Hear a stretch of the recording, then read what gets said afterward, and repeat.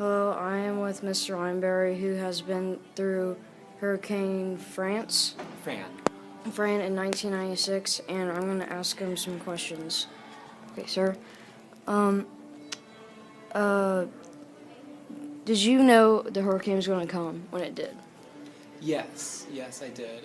Hurricane Fran had been slowly making its way up the east coast. It had made landfall, I think once or twice before, and it had went back out to sea and it had recharged into a higher category hurricane before making its devastating landfall onto Wilmington, North Carolina, reaching up to Raleigh.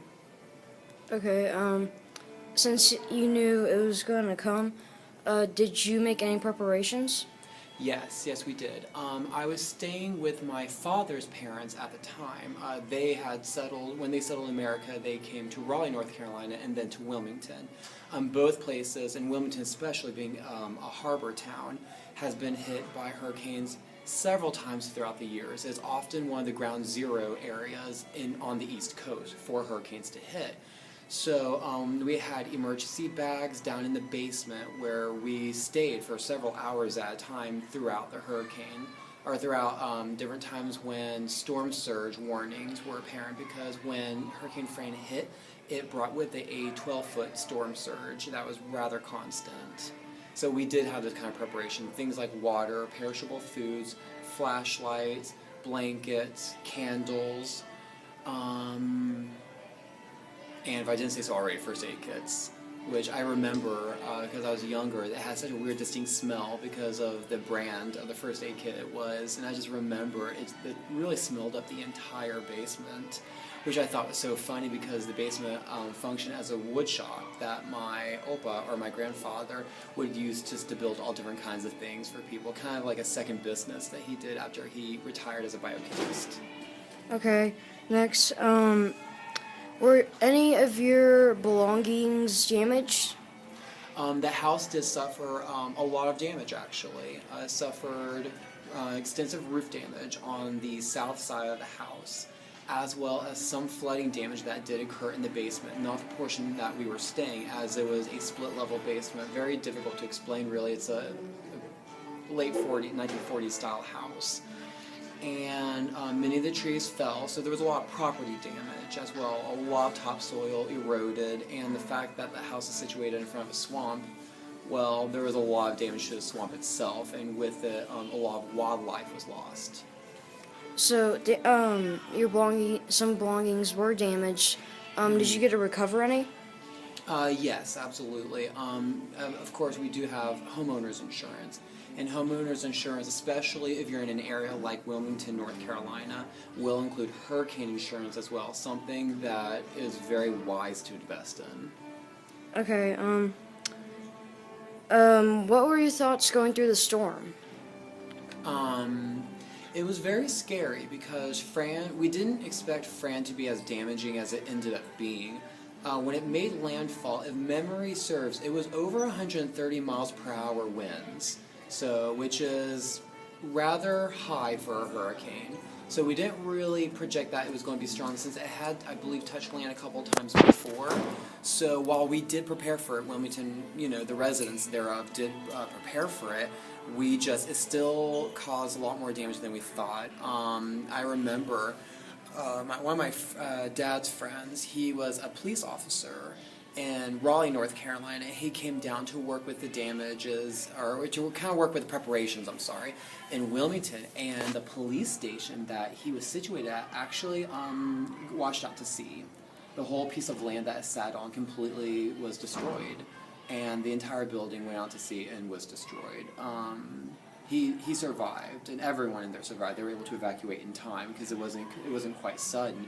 But then there's this beautiful, 1 mile out to sea pier that we have, Wilmington, North Carolina. It was a beautiful monument that we had, and it was completely destroyed. Along with, it could have been a dozen businesses that were located on the pier. They were all completely destroyed. Sorry to hear.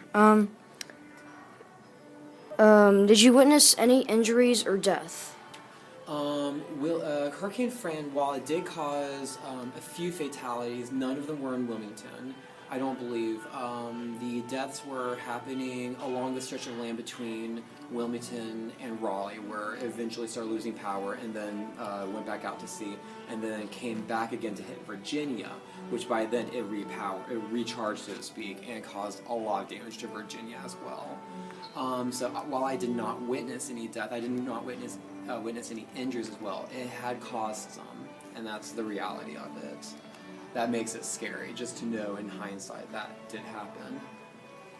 Okay, so, were your family, about how scared were you and your family?